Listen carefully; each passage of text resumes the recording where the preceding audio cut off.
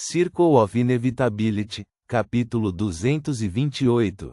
Digestão súbita.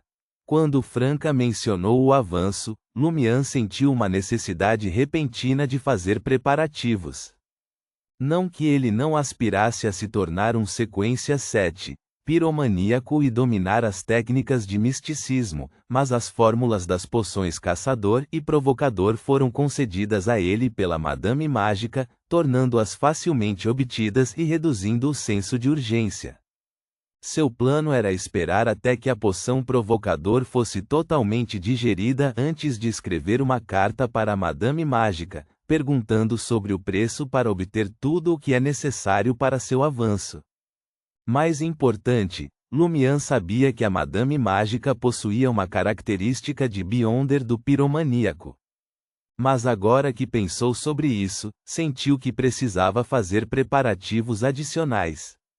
Ocorreu-lhe que Madame Mágica poderia não estar associada ao caminho do caçador, o que significava que ela poderia não possuir a fórmula da poção do piromaníaco. Além disso, ela já poderia ter dado a característica de Beyonder para outra pessoa. Lumian não poderia ser o único com a carta dos arcanos menores, e era improvável que todos pertencessem a caminhos diferentes. Embora o nível e as habilidades da Madame Mágica tenham tornado relativamente fácil para ela adquirir a fórmula da poção do piromaníaco e seu ingrediente principal, ela poderia não querer ou enfrentar atrasos imprevistos. Perdido em pensamentos, Lumian olhou para a caixa de madeira que estava no colo de Franca e hesitou antes de sugerir: vamos vendê-la. A foice maligna possuía uma afiação sobrenatural e a habilidade de drenar a vida de um inimigo através do sangue, perfeitamente adequada ao estilo de combate corpo a corpo de Lumian. No entanto, provou ser altamente inconveniente de carregar e esconder devido às suas restrições de uso. Na maioria das vezes, Lumian só podia armazená-la no Salle de Balbrise ou Auberge du Coq Doré, contando com ela quando atacado. Alternativamente, poderia sacá-la com antecedência e escondê-la na cobertura das sombras da noite para propósitos ofensivos. Se Lumian desejasse tê-la sempre consigo, sua única solução era adquirir uma bolsa grande para violoncelo e carregá-la nas costas. No entanto, para um líder de máfia, isto levantaria suspeitas. Na verdade, se Franca não tivesse tocado no assunto da preparação para seu avanço, Lumian teria considerado seu estoque atual de 4.000 Verdor longe de ser suficiente. Ele precisava adquirir mais fundos. Manter a foice maligna, conhecida como coletora de sacrifícios, não era um problema, pois ainda poderia ser útil em certas situações.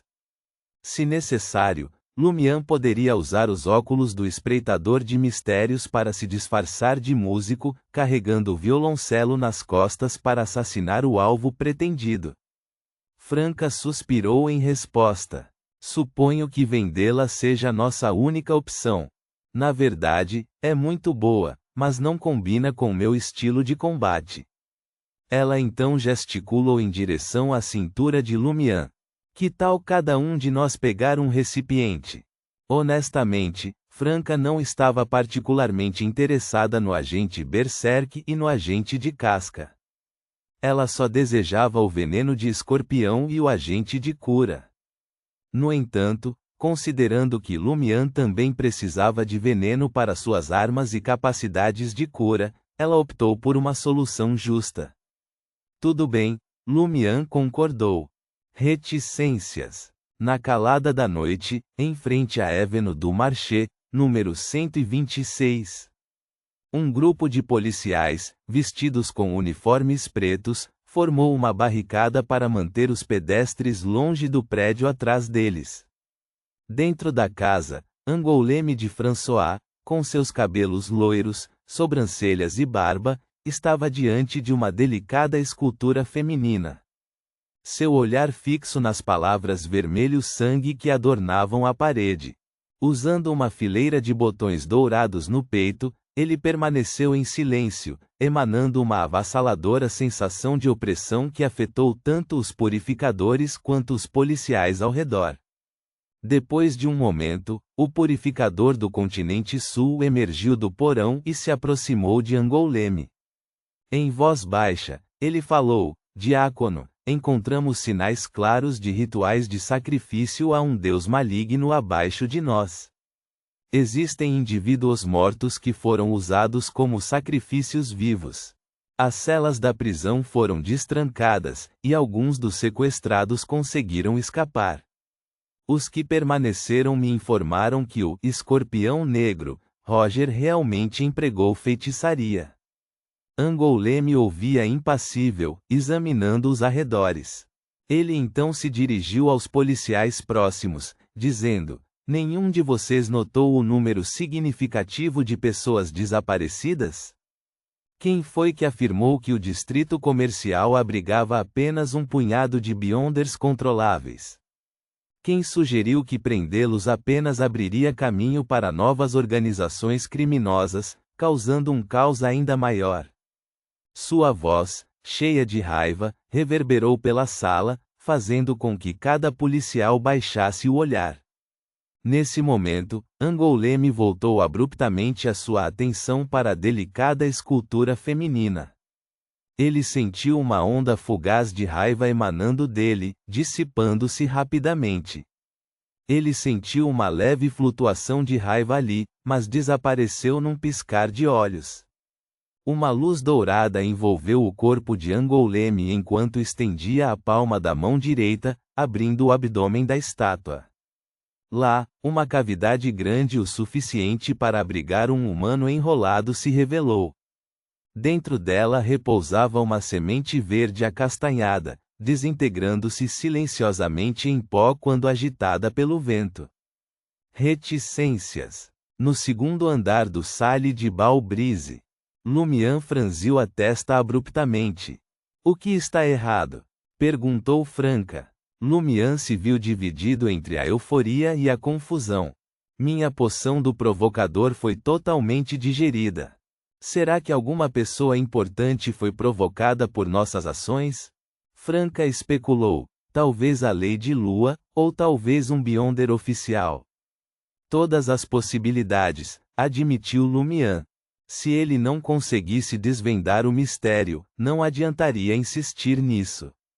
Afinal, foi um desenvolvimento positivo. Isso significava que ele agora poderia avançar para se tornar um sequência 7, piromaníaco. Essa constatação o atingiu com uma compreensão recém-descoberta. Ele não precisou resumir meticulosamente todos os princípios de atuação para digerir completamente a poção correspondente. Ao resumir uma parte de seus princípios de atuação e receber feedback consistente enquanto atuava adequadamente, ele poderia confiar na quantidade ou no acúmulo de tempo para digerir a poção. Portanto, a maioria dos Beyonders pode contar com o tempo e encontros afortunados para digerir a poção sem estar familiarizado com o método de atuação. Lumian ponderou silenciosamente, sentindo-se esclarecido. Após distribuir os agentes e decidir vender os despojos restantes por dinheiro, Lumian se despediu de Franca. Deliberadamente, circulou pelo Salle de Balbrise antes de sair da Avenue du Marché e retornar ao Auberge du Coq Doré. Ao chegar ao segundo andar, notou que a porta do quarto 206 estava entreaberta, permitindo que a luz de uma lâmpada se espalhasse pelo corredor escuro. Com a curiosidade despertada, Lumian olhou para dentro ao passar, avistando Gabriel sentado ao lado da cama com seu macacão preto preferido, observando o corredor do lado de fora. Você finalmente voltou! Exclamou o dramaturgo com alegria ao ver Lumian. Levantando uma sobrancelha, Lumian perguntou: Você ainda não foi preso pela polícia? Gabriel ficou momentaneamente sem palavras. Depois de alguns segundos, sua alegria tomou conta dele e ele respondeu: Monsieur Nathan Lope não me denunciou à polícia. Na verdade, ele assinou um contrato comigo e comprou meu roteiro. Ele pretendia dar uma entrada de 1.500 Verdor, mas considerando o quanto o assustamos, ele deduziu 500. Quando a peça começar, receberei 2,5% da receita de ingressos de cada show. Uma risada suave escapou dos lábios de Lumian. Achei que o revólver o tivesse forçado a concordar, esperando que ele voltasse atrás em sua palavra. Nunca imaginei que seu roteiro iria realmente comovê-lo. Se você pensava assim, por que ainda fez isso? Gabriel resmungou instintivamente. Ele continuou explicando. Monsieur Lope entende as idiosincrasias dos artistas e não se importa com essas questões. Ele mencionou que sua amante anterior era uma pintora. Ela não apenas mantinha uma ovelha em sua varanda, mas também tentava flertar com homens. Ela até preparou adereços falsos para tentar convencê-lo, o que acabou levando à separação deles. Vocês, trienenses, Lumian suspirou, assim como o rei brincalhão de Cordoue. Gabriel, vindo de uma província diferente e não sendo um trienense, aceitou a provocação de Ciel com naturalidade, sem se abalar com o comentário. Ele expressou sua gratidão sinceramente. Muito obrigado. Embora eu não concorde com sua abordagem, Monsieur Lope nunca teria posto os olhos em meu roteiro sem sua ajuda. Gabriel, perplexo, questionou. Monsieur Lope mencionou que nós, autores, não fomos cautelosos o suficiente. Só cobrimos o rosto quando chegamos à sua porta. Depois de conversar com o guarda no saguão, ele sabia como éramos. Assim que ligar para o polícia, não há escapatória para nenhum de nós. Por que você não se disfarçou antes, quando amarramos o guarda? Gabriel acreditava que Ciel, sendo um líder da máfia, deveria ter sido mais cauteloso. Lumian respondeu calmamente: por que eu deveria ter me mascarado? A confusão encheu o rosto de Gabriel quando ele perguntou: então por que você acabou se mascarando? Lumian respondeu calmamente: porque Jena usou máscara. Que tipo de lógica é essa? Mesmo sendo um dramaturgo, ele achou difícil compreender os pensamentos de Ciel. Ele podia sentir que o estado de Ciel na noite passada era anormal, mas não sabia o motivo exato. Era difícil determinar seu estado mental e os motivos por trás de suas ações. Gabriel soltou um suspiro e comentou: felizmente, as coisas correram bem. Caso contrário, teríamos sido detidos pela polícia. Ele parou por um momento, percebendo que Ciel era um líder do Savoy Mob. Os crimes que ele havia cometido no passado eram mais sérios do que o que aconteceu na noite passada. Não havia necessidade de temer. Mesmo que a polícia viesse procurá-lo, ele poderia se esconder por um dia ou dois, e o assunto passaria. Ninguém o perseguiria por um caso tão trivial. Lumian riu e deu um tapinha amigável no ombro de Gabriel. Mesmo se você for pego, você é apenas um cúmplice. Você não carregava uma arma. Você pode garantir sua libertação pagando fiança. Com isso, Lumian caminhou em direção ao seu quarto e abriu a porta do quarto 207. Gabriel observou a figura de Ciel se afastando, sentindo uma mistura de confusão e alívio. Reticências. No quarto, Lumian examinou cuidadosamente a mercúrio caído. Ele achava que se a adaga não fosse consertada, poderia durar no máximo 3 meses. Talvez eu devesse consultar Franca. Ela pode conhecer alguns indivíduos habilidosos em consertar artefatos místicos e armas Beyonder. Lumian semicerrou os olhos e estabeleceu uma conexão com a Mercúrio caído, buscando comunicação. Depois de um tempo, percebeu a troca de destinos que havia ocorrido. O destino do Escorpião Negro, Roger de beber álcool, ficou na adaga. Lumian guardou cuidadosamente Mercúrio caído, levantou-se e saiu do quarto, indo para o 3º andar. Aproximando-se da porta do quarto 310, ouviu os gritos frenéticos do lunático, ainda cheio de medo. Estou morrendo, estou morrendo. Lumian puxou o fio curto, destrancando a porta. Ele então viu o lunático agachado no chão iluminado pela lua, segurando a cabeça e tremendo incontrolavelmente. Encostado no batente da porta, Lumian não conseguiu conter uma risada.